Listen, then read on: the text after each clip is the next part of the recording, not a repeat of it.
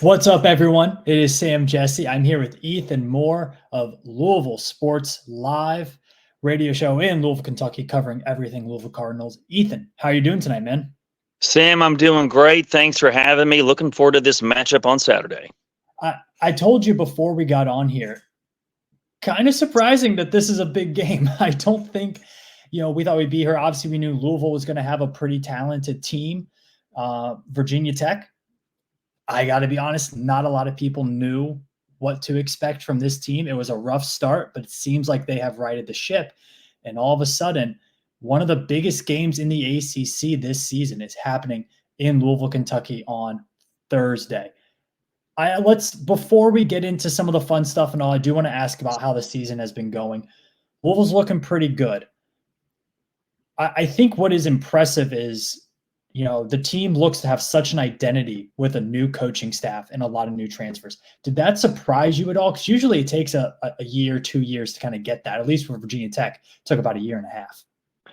That's a great question. No, I think for me, I don't think most of the fan base thought we'd be 7-1 at this juncture through 8 games. I think if you ask most fans, the expectation would probably be around 6-2, maybe 5-3, worst case scenario. But with Jeff Brom at the helm, the Brom family is royalty, football royalty in the city of Louisville. Of course, his father, his brother played here. Brothers played here. His brother, his youngest brother Brian, who was the Orange Bowl MVP back in 2006, is the offensive coordinator. Greg Brom is his older brother, is the director of football ops, and his dad Oscar played quarterback at Louisville many years ago. So I'm surprised, pleasantly surprised that Louisville is 13th nationally in the college football playoff poll, the first one that was released earlier this week. And I'm a little surprised that they're 7-1, to be honest with you. But the fan base is energized, Sam. I mean, I can't tell you how excited and exciting Louisville football has been with Jeff Brom leading the way. And like you said, man, Tech's 3-1, Louisville's 4-1. Whoever wins this game is in sole possession of second place in the ACC. And we've been saying this in town this week, that since Louisville has been a member of the ACC, this is the most important game in November since Louisville has been a member of this conference. So there's a lot at stake on Saturday. I'm looking forward to it. The weather's going to be fantastic. So hopefully if there's Tech fans coming to Louisville, how do you like 65 degrees and mostly sunny for the first Saturday in November, man? We'll take it. Sounds pretty good. I do know a handful of Hokies that are making the trip. I think they originally planned it because they wanted to drink some bourbon, and now they're getting a pretty good football game with it as well. Let's get into some of the fun parts about it. What is your connection to the Louisville Cardinals football program? I graduated from U of L many moons ago. Have been a diehard fan my entire life. Grew up going to games with my dad.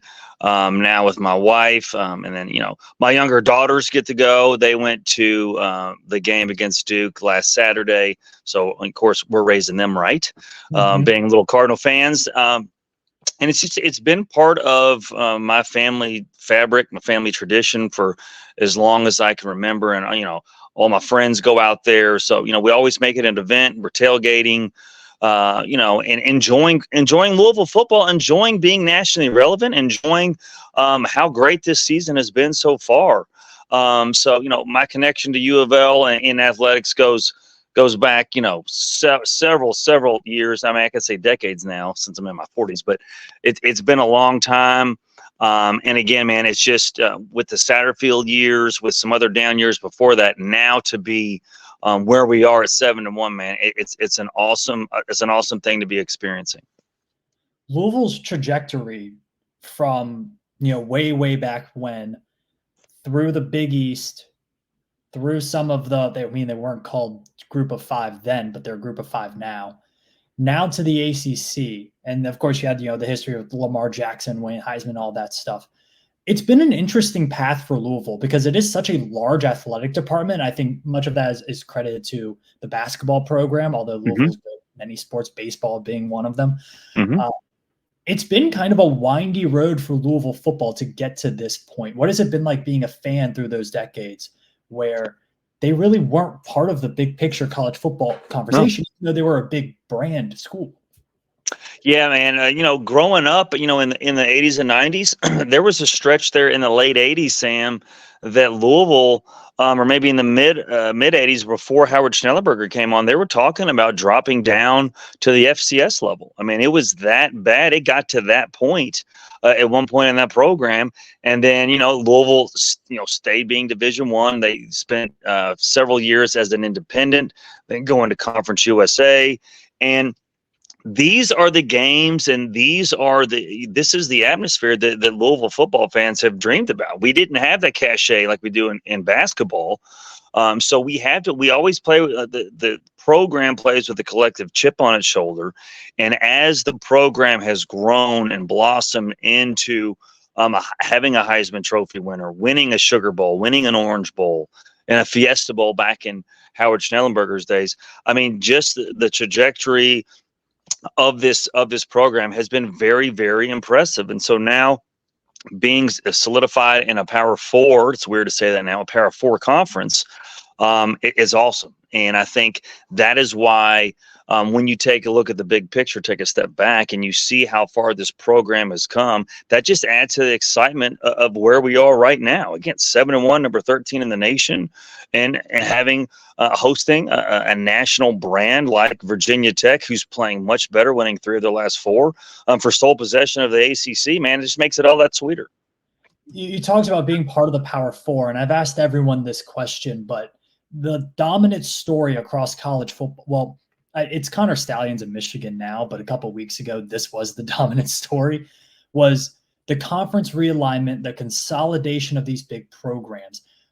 How does Louisville fit into that future? Because geographically, Louisville, Kentucky's kind of in no man's land. That's just where it is on the map. But the athletic department brand is a very large one. It's one of the larger Adidas schools as well. So where does Louisville fit into that future? How are you feeling about the ACC? And is Louisville potentially looking at other options as well? Well, it's funny you asked that. I'm a conference realignment nerd, and I could talk to you, Sam, for hours about it. Back when it seemingly like every single week the ACC were in discussions with SMU, Cal, and Stanford. Are they going to come? Are they not going to come? I'm glad, first of all, of their decision in the ACC, albeit it wasn't unanimous, for them to join the league. No, to answer your question right off the bat, no, Louisville hasn't been looking, as far as I know, of any other options, because right now I still think with all the bluster coming out of Florida State and what Clemson is, angling behind the scenes, I still think that we're several years away. You may know this name in the sports media world. David Teal was on our program last night previewing this game, and I asked him basically the same question. And I said, in the next 5 years, how likely is it that Florida State and Clemson are still in this league? And he says, I think that it's very likely, if 5 years is the window, that they're still in the league, because as of right now, you're looking at $500 million fee to leave the league. That's not just with grant of rights, but the exit fees, etc. And then let's see what happens when the playoff expands to 12. That's going to drive up the revenues. And I do think, Sam, after really kind of thinking about it, if Florida State wasn't so arrogant in what they were talking about, I mean, if you look at their television numbers, I don't think it's unreasonable for them to command more money. I don't know the numbers off the top of my head. It's like 38 million viewers so far for Florida State. That's more than doubled the school that's in second place. I mean, common sense would say, listen, yes, they are driving the media rights, the eyeballs to the TVs and the streaming and all that other stuff. So if they do kind of revisit this uneven revenue distribution, at first I was like, absolutely not. That's ridiculous. But if you really kind of think about it, I mean, if they are commanding all those eyeballs, I don't see necessarily a huge deal. Now, that has to be as long as it's fair. But that's my long-winded answer of saying, I think it's best if we just see where we are in the next 2 or 3 years. And I still think, though, man, I really do, that the media rights monies are going to dry up. I don't know if the bubble's going to burst, but I mean, I've already read reports that the Big Ten is only, in air quotes, going to be bringing in about $63-64 million per team. Well, when this first came out, they were talking about 75, 80, even 100 million. And so that's not the case. And so right now, with the 12-team playoff on the cusp next year, I mean, the ACC will probably be well over 50 million. So that's not, in terms of the Big Ten and the ACC, that's not a huge gap. Now, the SEC is a different animal. Yep. But the point I've made on my show countless times is, how could ESPN greenlight that move when they already own the ACC properties at $20 to $30 million less per year? So that's just kind of when I go back to, I don't think anything is imminent. Are Florida State and Clemson exploring other options? Absolutely. Do they want to leave? Sure, they do. But I still think that if we take a step back for 3 or 4, maybe 5 years and see the new revenue distribution, with what the ACC already has in place in terms of postseason rewards. If Florida State goes to the football playoff, that's another thing. If they go to the football playoff, they deserve more money. So let's just kind of see how all this shakes out. They're not going to get a SEC money. They're not going to get Big Ten money, but I still think that they could be closer in that neighborhood than we think if we're willing to give it 3-4 years down the road. Yeah, and as it relates to Louisville, I think they're kind of in wait and see mode. I think, Louisville prefers to stay in the ACC. Of course, they had their flirtation with the Big 12 years ago. So if for some reason the ACC imploded, obviously all eyes would turn to the Big 12. But again, I think ACC for Louisville and for the big dogs, Clemson and Florida State, I think it's going to remain status quo for at least the short term. And what a lot of people don't understand, you talked about how large the buyout is. That's for the athletic department. That's not from the university. So Florida State University can maybe fit that bill, but the athletic department's a totally different fiscal from the university for state schools. And they don't have, athletic departments are nonprofits. They don't have that money. Like, it's not just lying around. I know we think of these big athletic programs as gold mines, and there's a lot of expenses that go with them. They don't have that kind of money to buy it out. So that's one part to just keep in your mind. They're not asking universities to pay it. They're asking the athletic departments to pay it. And who knows how much the university would foot. Also with conference realignment, I think it is kind of a shame that Louisville and Virginia Tech's paths in the Big East didn't mesh quite up. Because in an alternate universe, I think you do have Louisville, Pittsburgh, West Virginia, Virginia Tech, UVA, all playing in the Big East in that like great Appalachia, Ohio Valley region, all playing great football in the early 2000s. I think that would have been awesome. We didn't get it. Getting a little bit here with the ACC and then keeping some regionality, which I think will be important going forward. But what if the old Metro Conference days? What if the Metro Conference was a football conference back in the day? That would have been a lot of cool matchups as well. Yeah, absolutely. So let's get into a little bit about Louisville, the football program. What's your favorite tradition? Well, my favorite tradition is simply tailgating with my friends. I love just getting out to the stadium, but I will tell you a new tradition that's really taking hold is at the start of the fourth quarter, Joker and the Thief. That's being played. Yeah, the student section eats that up.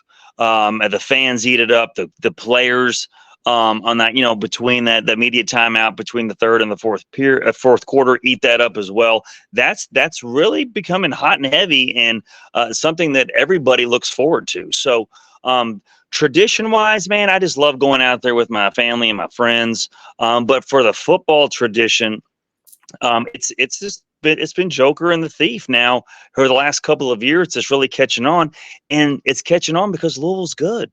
And when you're winning and you're playing really well at home, that kind of goes hand in hand. So for the Hokie fans, making the trek to Louisville, I mean, I think that would be something cool to experience. Now, it's nothing compared to how you guys run out in the field to Metallica. Okay, that's not that is a sight to behold. We're not at that level at all. But that is a kind of a cool tradition that's emerging with U of L. It's interesting. So someone reached out to me on Twitter about this. Well, someone reached out to Billy Ray, who then reached out to me on Twitter, that apparently Louisville plays Enter Sandman during games a lot. Mm-hmm. I would like to tell that person, everyone else, almost every football team plays some Metallica song at some point during the game. Yes. It is. Thank you. Yes. Yes. So you cannot claim stake to Enter Sandman. It is a, no. I think y'all can claim it. Y'all can claim it for the entrance. I mean, because y'all do it better than anybody. 100%. But it's going to be played during it. And also the guy the reason it started at Virginia Tech was because a Yankees fan played it because that was Mariano Rivera's walkout song. So they took it from the Yankees too. I did not know that. Yeah, the guy running the PA system, a Yankees fan, Mariano Rivera, walked out to Enter Sandman as the closer. He played it one day. The jumping up and down was because the marching band was really cold, and it had nothing to do with the song. And then the two matched Interesting. Up. Yeah, interesting. Yeah, so it was a very organic tradition. I will say that you don't get a lot of organic traditions like that nowadays. No, you don't. Louisville, Kentucky, is known for its Kentucky bourbon, the distillery scene in Kentucky. What's your favorite spot in Louisville?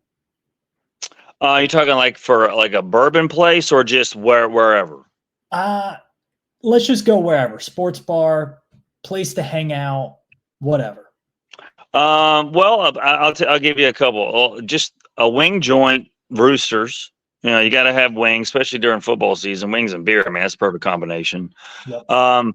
In terms of you said the B word, so we got to talk a little bit about bourbon. So, Angels Envy, and they are one of sponsors of U of L football. There is the Angels Envy Club. It's one of the other is it's not necessarily a suite section, but it's a club section where they have indoor seating, indoor amenities, as well as outdoor seats. They have a section in the stadium. And so for that's always a great sip. For in and around the stadium, a nice restaurant, they have Matt Wynn's over at Churchill Downs, which you can see from L&N Stadium. It's a fantastic steakhouse. So if you like steak, there's where to go as well. So I gave you an expensive option, a nice high class dinner option, and of course, very feasible family friendly sports option with Roosters.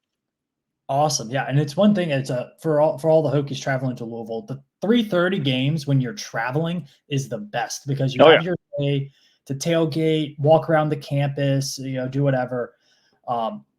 And then go to the game, and then you can go out at night. You have the rest of the late night games.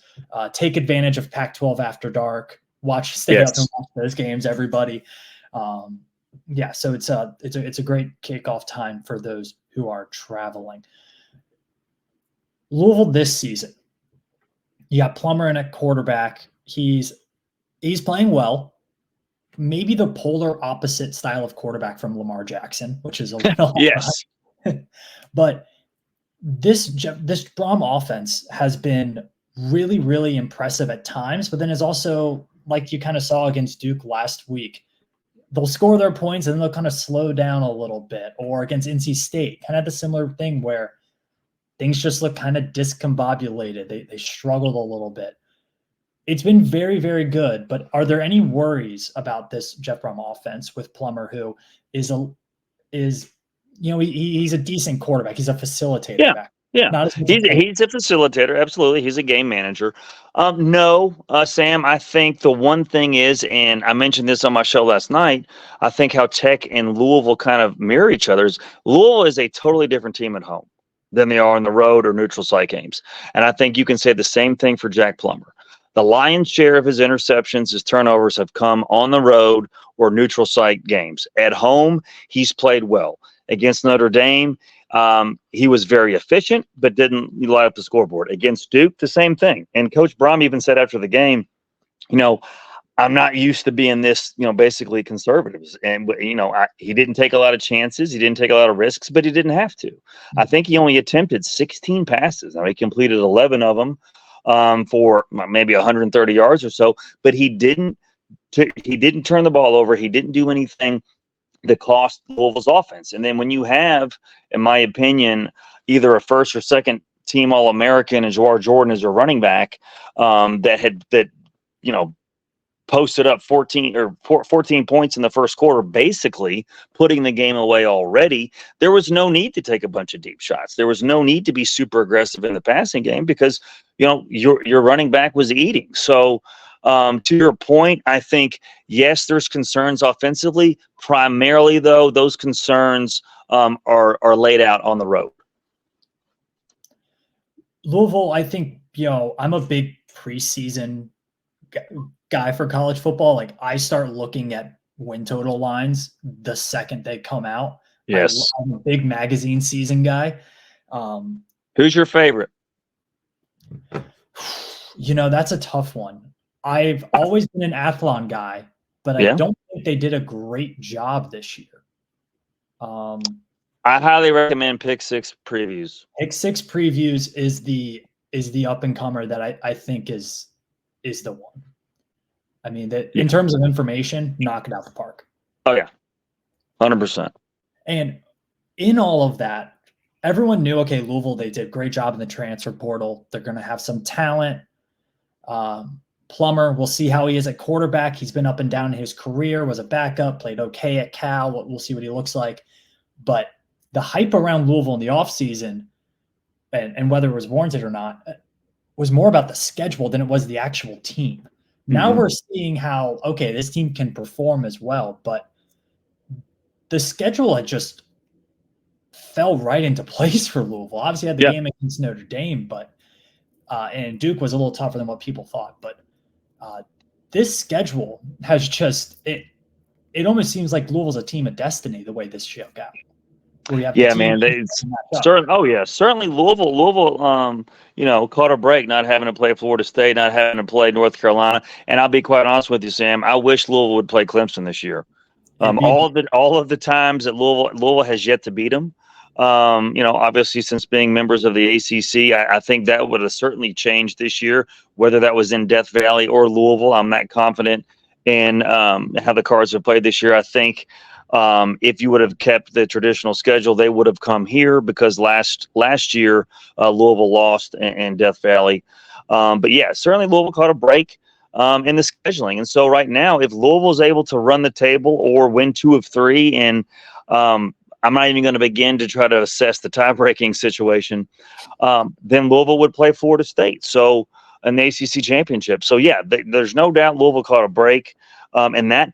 But more importantly, they're taking care of business and they're seizing that opportunity. How many times do we see, whether it's football or basketball, you're like, oh man, this stretch of games we should be, and there's always something where the team stubs their toe or they lose a couple of games that you weren't expecting. Of course, that played out with this Pitt disaster, but overall, I mean, that had trap game written all over it. You beat a top 10 Notre Dame team that was an epic night. I mean, just the atmosphere was crazy.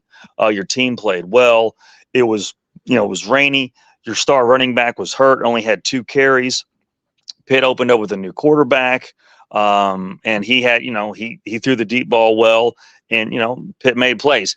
You all beat Pitt. We lost to Pitt by the exact same score. And so, but more importantly, Louisville bounced back against a very good Duke team. And now you're going to get challenged by another up-and-coming Virginia Tech team. You should take care of one of your arch rivals the next week on a Thursday night. And you're faced with a tough task going to Coral Gables with a Miami team that, outside of that boneheaded decision to run the ball, would probably be in the top 20. So Louisville's going to have some challenges ahead of them. But the important fact is now Louisville took advantage of this break in the schedule, and that's partly why they're 7-1 and they're number 13. But in that showcase game against Notre Dame and that game against a very good Duke team, they were very impressive. So I think they've earned their ranking at number 13, and they have a chance. And it's crazy, they have a chance to crack this top 10 here in a couple weeks. I mean, we're loving the ride that we're on. But first things first, the Cards have to beat the Hokies. And y'all got some playmakers now that are it's gonna be a big test, and I'm looking forward to the game.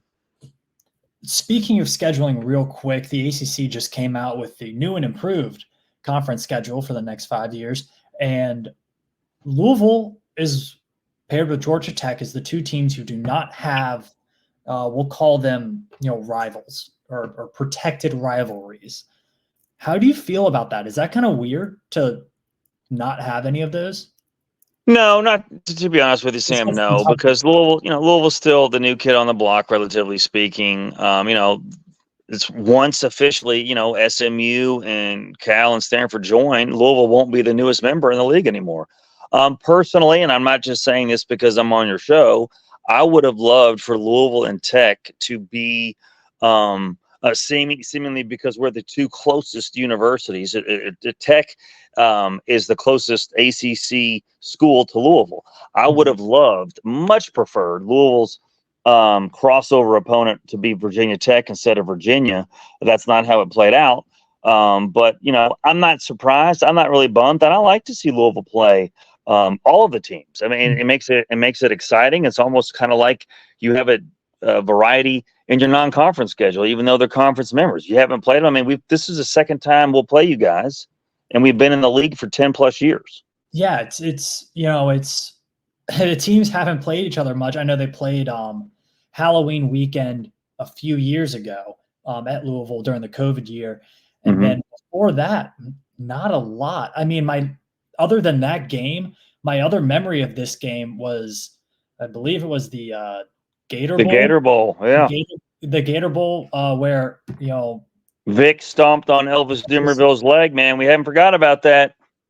Well, if y'all think y'all are upset about how Marcus Vick's career went, you should ask Hokie fans how Marcus Vick's career went. I bet. We're upset at him too. Yeah, you're right. I mean, since that Gator Bowl, that was the only time the two schools have played, and that's why I kind of like the new scheduling arrangement. Though I think you're going to see, I forgot what's the guarantee? At least twice in a 7-year span. I mean, I would love I don't know how many times Louisville and Tech are scheduled, but again, I would love to see Louisville and Tech play a lot more frequently. That's for sure. Let's talk about this game this weekend real quick as we wrap up. Louisville is about 9.5 point favorites in this one. I think it opened up at about 12.5, but that was just too big. From a neutral standpoint, that was just too big of a number for these two teams. I'll be honest. I think this is the second toughest matchup on Virginia Tech's schedule by far. Louisville's the best defensive team Virginia Tech has played since, Florida State's up and down defensively, but best crop of athletes since Florida State game, best defensive line and offensive line since the Florida State game. I think it is a tremendous challenge. I will also say that Virginia Tech is a much different team on November 2nd than they were September 2nd. Very different team. They're starting to come into their own. Is there a world where let me ask you this. If Virginia Tech is going to win the game, what happens? I think Plummer would have multiple turnovers. The Hokies are able to stymie Jawar Jordan. And then I think Kyron Drones breaks several big plays. I think if that were to happen, then you're talking about a Virginia Tech upset. I said this on the show last night as well. I'm glad that this game is at home. From the Louisville perspective, because Louisville plays again, they're totally different from at home than they are on the road or a neutral site game. So I do think that with it being an L&N Stadium, that certainly bodes well for Louisville. But certainly Tech has the Cardinals' attention. Tech has the Louisville fans' attention because of their improved play. And so, I'm going to say, obviously, I think Louisville's going to win, but I do think it's going to be a relatively close game. And I'm excited for it, man. I tell you, I wish that I've said it again. I've said it numerous times. Say it again, man. I wish these two teams would play more, because it's a fun matchup. But I do think Louisville wins. Again, I think the way George Jordan has been playing, Louisville's defense has been playing lights out as well, especially at home. But I'm a little leery of that Tech defense, man. Those y'all got some studs. You got some studs there. I'm looking through the stats, right now. Obviously, Tisdale and Lawson have made a lot of plays.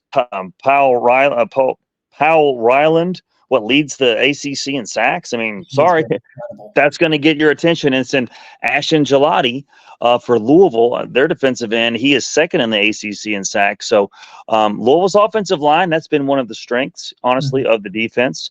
So I'm intrigued by that matchup of the big dogs up front collectively for both teams. So there's a lot to watch for, and that's why I'm so excited for this game. Yeah, there's, I think with how Virginia Tech has started to play, this is going to be a much more even game than I think we thought it was going into the season.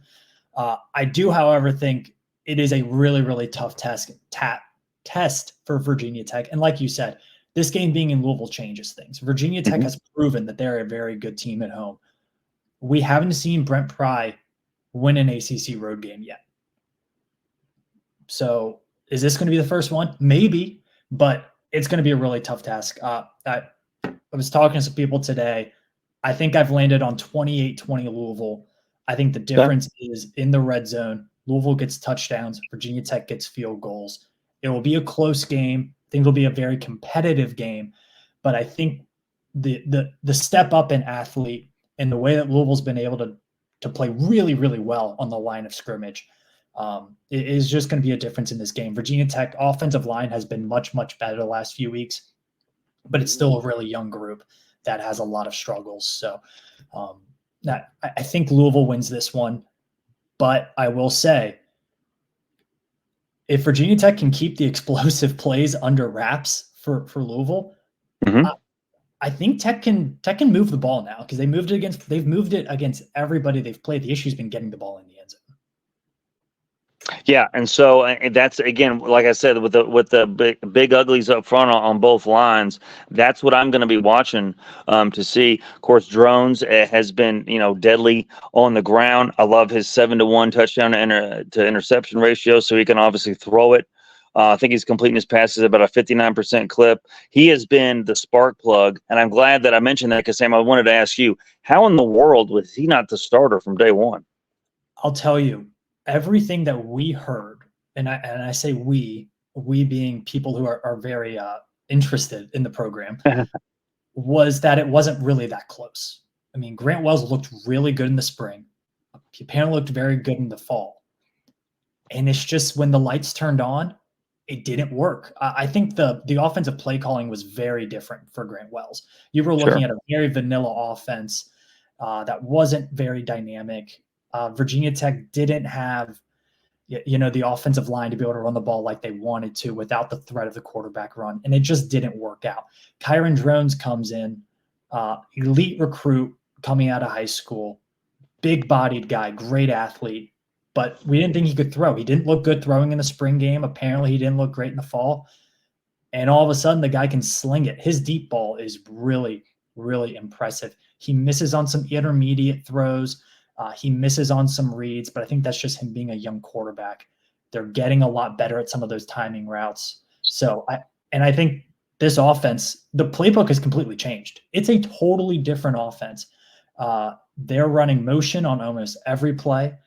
Almost every play has multiple reads for Drones. The running game on the outside zone has been really impressive, especially with Tootin and Malachi Thomas both running that. So when I say it's a different offense, I don't just say that. I think it is a literal different offense that they are running.